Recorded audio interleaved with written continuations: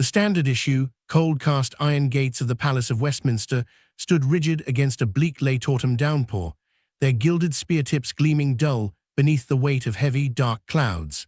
Inside the grand, velvet-draped corridors of St. James's Palace, the silence was absolute, broken only by the rhythmic, deliberate tap of polished leather boots echoing along the marble floor.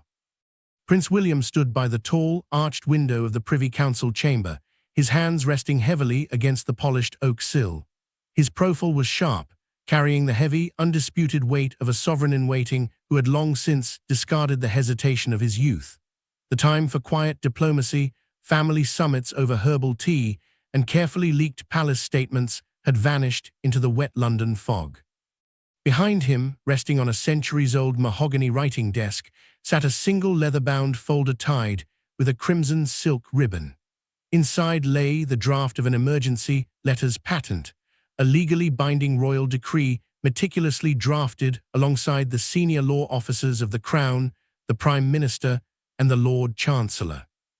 It was a document that would fundamentally alter the British monarchy, severing the last official thread connecting Prince Harry, Duke of Sussex, to the line of succession and the grand ceremonial machinery of the state. For years, the royal house had operated under a policy of managed containment. The public had grown accustomed to the soft-spoken press releases, the cautious assurances that the family remained loved despite their distance, and the legal fiction that Harry remained a counsellor of state merely by virtue of his birthright. But William had watched the slow erosion of the institution's authority with a quiet, burning resolve. He understood what his predecessors had sometimes forgotten. A constitutional monarchy does not survive on sentimentality. It survives on trust, stability, and the unyielding clarity of duty. The continuous stream of public grievances, legal disputes, and commercialized disclosures emanating from Montecito had crossed a line from familial discord into a permanent constitutional risk. With the king's health requiring an unprecedented consolidation of executive royal authority, William was no longer acting merely as a brother nursing a grudge. He was acting as the ultimate guardian of the crown, enforcing a boundary that should have been drawn years ago. Across the Atlantic, in the sun-drenched, Whitestone estate nestled high in the hills of Montecito, the atmosphere was starkly different, yet no less tense. Harry sat in a quiet, glass-walled study overlooking the Pacific coastline, the morning light cutting through the coastal fog. On the desk before him lay an encrypted tablet displaying a secure message sent directly from the Privy Council office in London. It was not an invitation to dialogue, nor was it a family letter written in his brother's familiar, hurried cursive. It was a formal notification of a Privy Council meeting scheduled for noon GMT, a meeting at which his presence was neither required nor requested, but whose outcome would alter his life forever. The reality of his isolation had never felt so stark. For all the talk of freedom, modern independence, and building a new life on his own terms, the sudden realization that the formal architecture of his birthright was being dismantled with bureaucratic precision struck a deep, primal chord. He was being erased from the official story of the nation he had once sworn to serve. Back in London, the heavy oak doors of the council chamber swung open, admitting the select group of constitutional advisors, ministers, and senior royals who had been summoned under the strict provisions of the royal prerogative. The atmosphere inside the room was charged with the gravity of a historical inflection point. Prime Minister Sir Thomas Vance walked in, carrying a leather briefcase, his expression unreadable. He exchanged a brief, somber nod with William before taking his seat at the long table. The legal mechanics of the decree were complex, but its intent was brutally simple.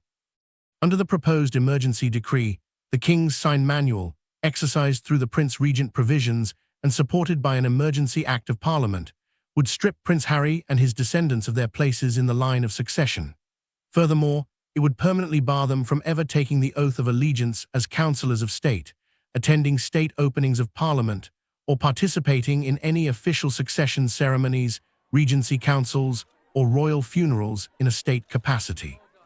William turned away from the window and approached the head of the table. He did not sit immediately. Instead, he stood before the assembled leaders of the state, his posture rigid and commanding.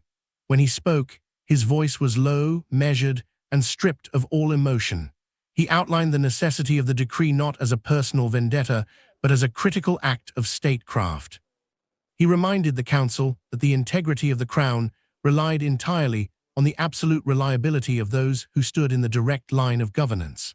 A prince who had publicly renounced his duties, alienated himself from the legal frameworks of the realm, and established commercial operations built on the systematic exposure of state discussions, could not be left as a legal backup to the Supreme Governor of the Church of England and Commander-in-Chief of the Armed Forces. The vulnerability was simply too great to bear in an increasingly unstable world.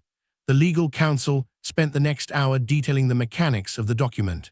The decree made specific reference to historical precedents where the Crown had moved swiftly to protect the line of governance from external disruption and internal conflict.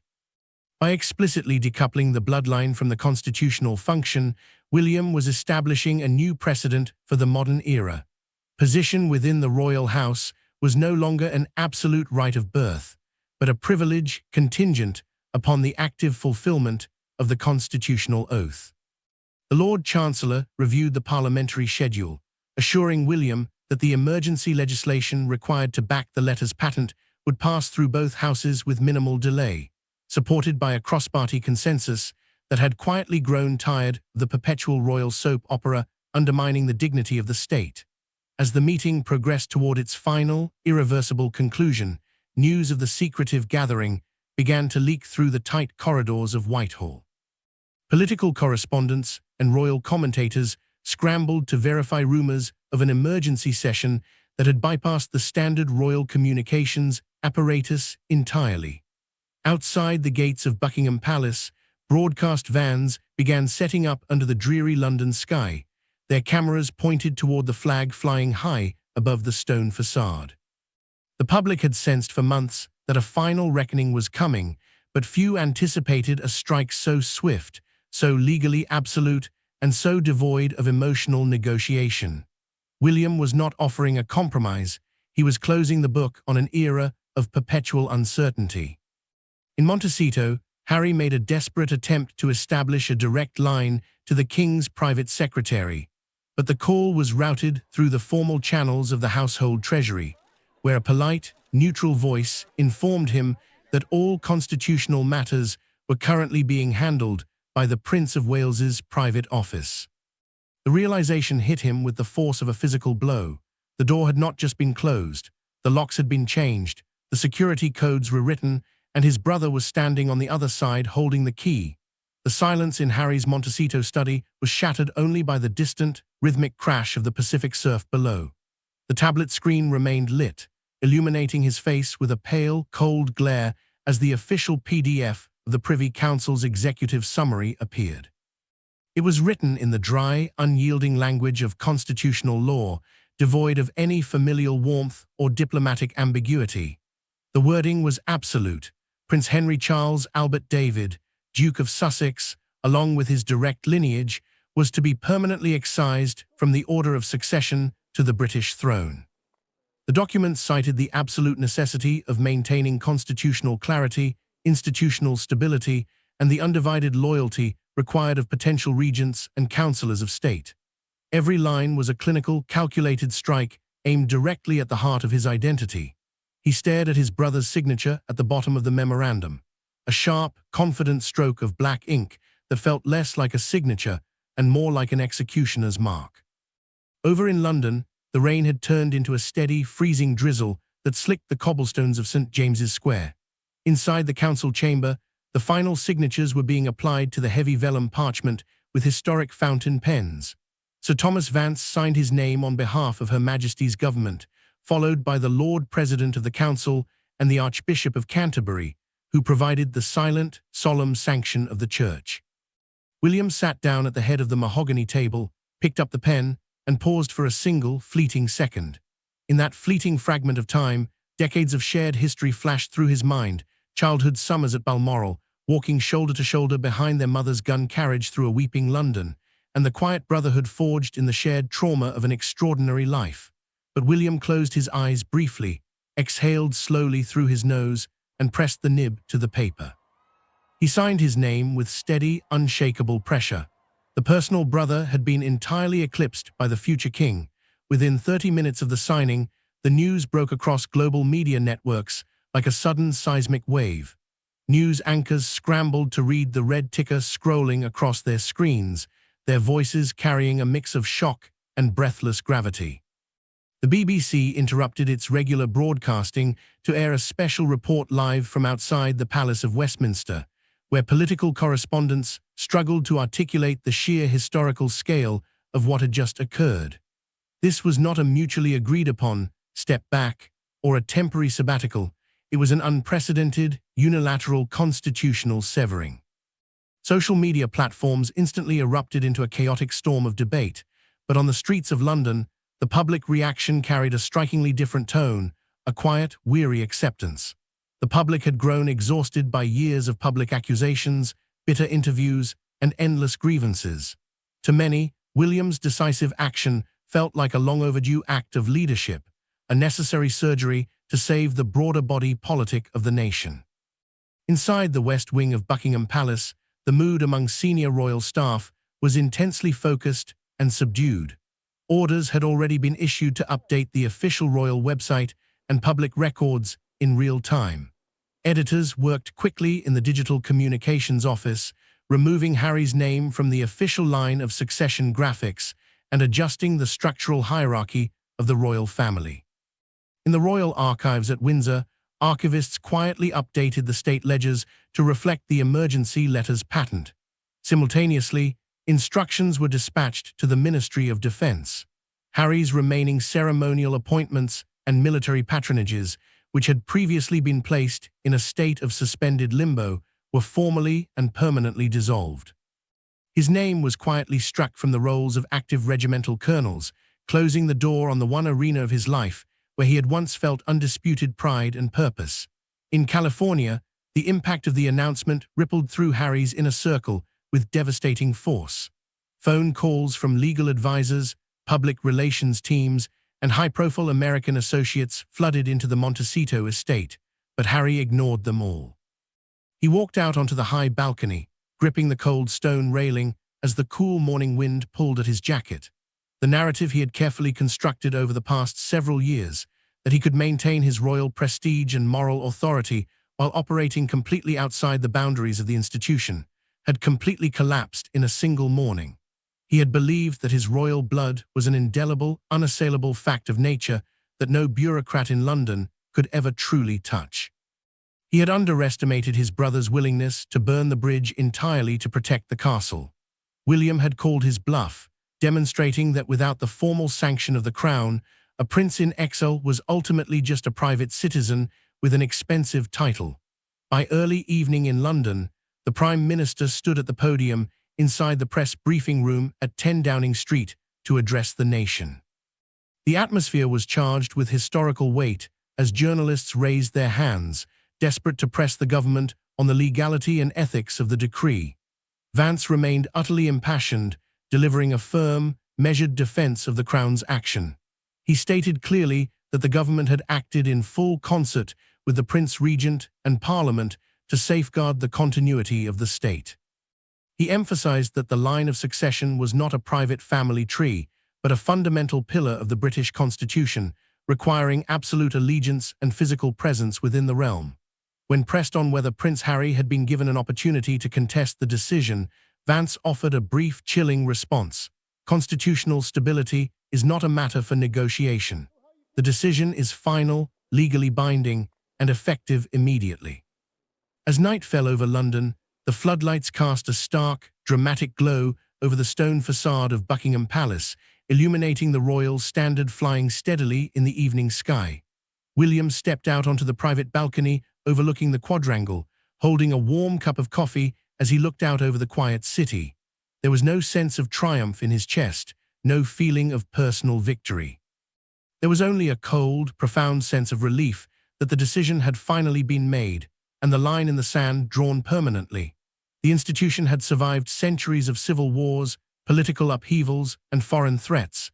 It would survive this personal tragedy as well.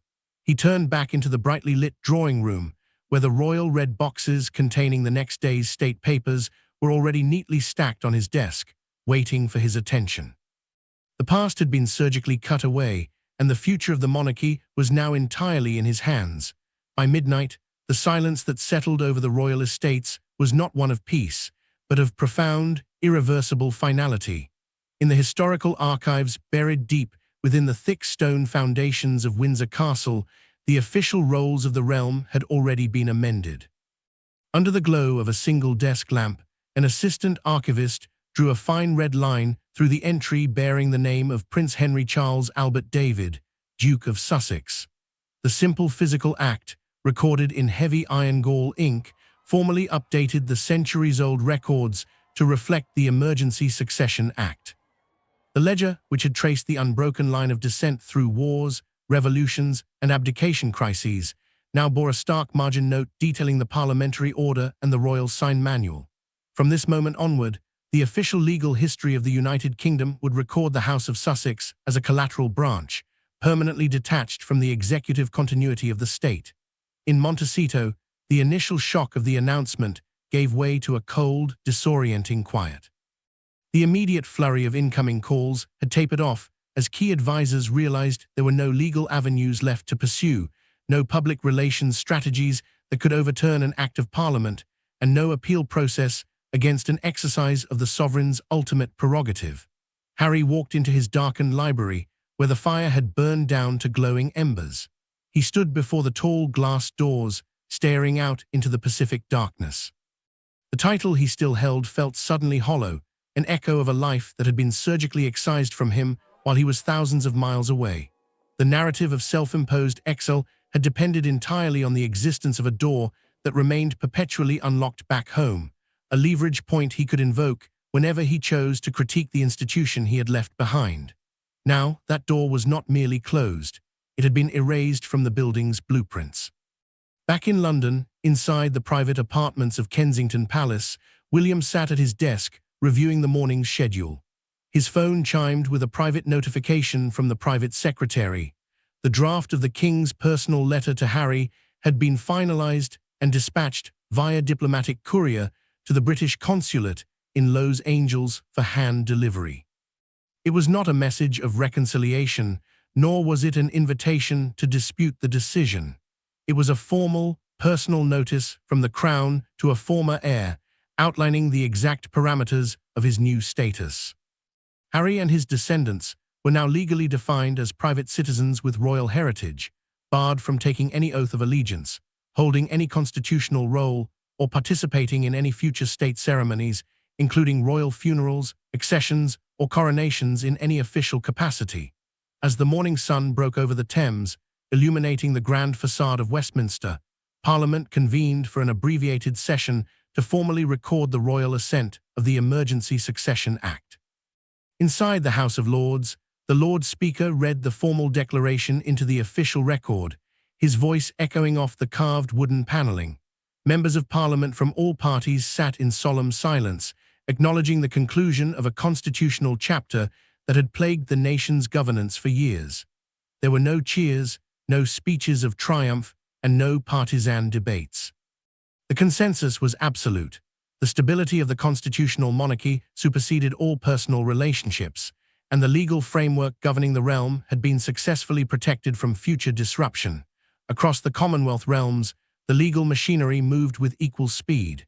In Ottawa, Canberra, and Wellington, emergency briefings were concluded as foreign ministers formally acknowledged receipt of the UK Parliament's notification.